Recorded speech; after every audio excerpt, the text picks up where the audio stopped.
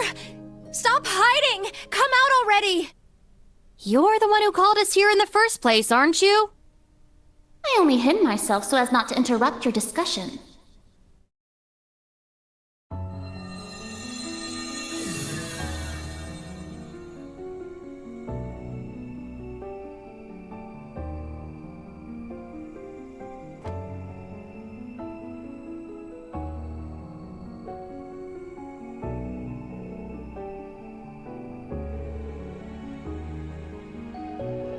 Indeed. But you may simply call me Rose. I had you all gather here for one reason. To explain to you the background between the Hexen clan and the Church.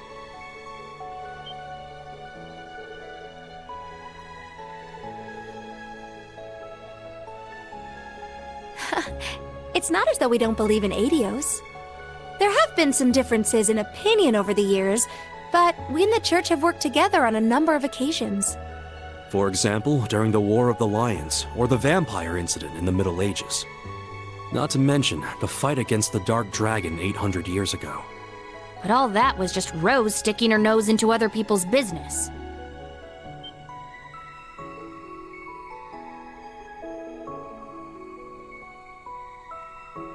Legend has it, Emperor Dreikel's camp was once visited by a good witch. And the novel Red Moon Rose features a vampire hunter affiliated with the Church who was, in truth, the true ancestor of the vampires. The woman you now see before you was both of these people, even if she looks a bit different.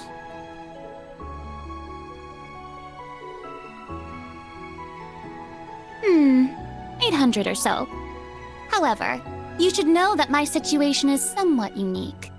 All other witches are normal humans.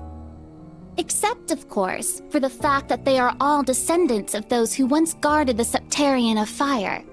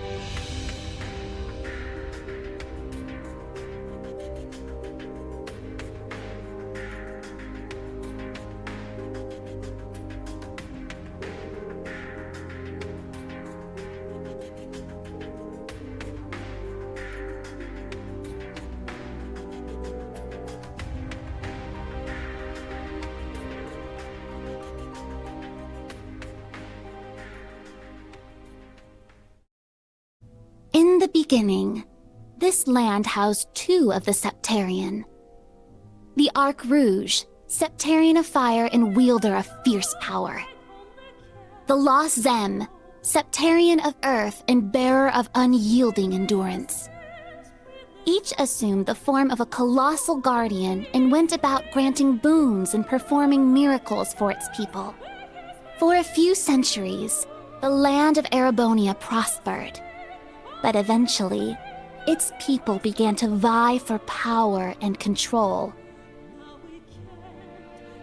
The Septarians had always granted their people's wishes. But now, their peoples each wished for the other's destruction. And so, the two colossi began fighting. Their battle ravaged the earth and split the sky, devastating the entire region. The humans tried to stop them, but it was in vain. The Septarians' fight continued 1,000 days, scorching the land black. When the battle ended at long last, it was a tie. Exhausting their power in one final strike, the two Septarian were blown away, left as nothing but empty shells. Yet the tale did not end there. The power expelled by each Septarian collided and became one, resulting in the creation of an entirely new entity. The Great One, the Septarian of Steel. It was an existence created from the union of fire and earth. It was beyond anything else in this realm. It was the ultimate source of power. Though things seemed fine at first, the survivors of the war soon realized the eternal conflict within it. They knew this conflict would cause it to grow ever more unstable, and that it was not something that could be handled by mankind. With the Holy Beast's assistance, the kins of fire and earth joined together to see the Great One sealed away. However, each of their attempts ended in failure. Left with no other options, they resorted to their final plan. The Great One would remain whole in the higher plane, yet its physical incarnation in this world split into numerous shards. It was this final gambit that saw disaster averted. Indeed, their combined efforts bore fruit. The Kin of Earth created 7 vessels, while the Kin of Fire split the Great One's power and infused each vessel with a part of it. 7 dolls in the form of knights, each bearing the Great One's power, the Divine Knights.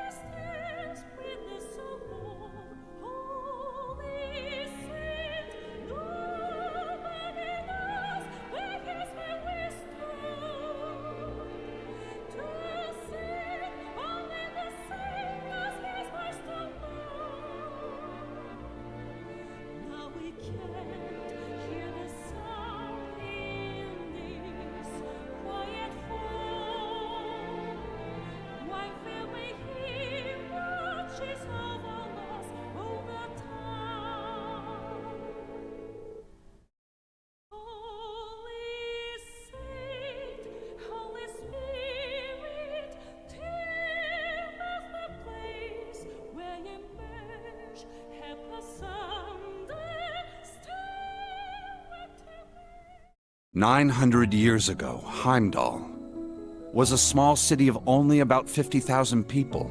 However, it was one of the burgeoning centers of culture for the region. The Septian Church had finished construction on the Heimdall Cathedral, and there were plans to develop the city even further. But it was then the Dark Dragon appeared, blanketing Heimdall in miasma and transforming it into a city of the dead. Emperor Astorius chose to lead his people south and made St. Art the new capital of Erebonia. In helping Emperor Astorius deal with this crisis, the Hexen clan and gnomes each suffered substantial losses. The Hexen clan lost its elder, and the gnomes their holy beast. And so ended their alliance. The final time they spoke would be a century later. It was when Emperor Hector awakened the Vermilion Knight to reclaim Heimdall from the Dark Dragon. He did so at the urging of the chief of the gnomes and the new elder of the Hexen clan, myself.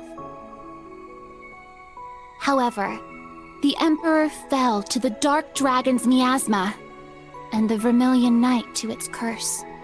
The Emperor's son had the chief of the gnomes and myself seal the cursed knight deep below the Imperial Palace. That would be the last act our two clans performed together. I do not know why, but the gnomes cut off contact with our clan and hid themselves away.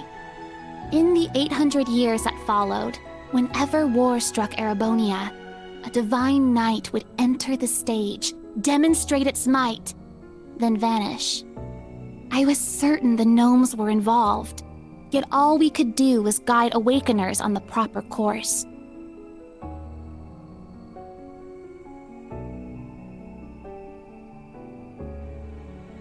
This unending pattern reached its most fevered peak 250 years ago during the War of the Lions.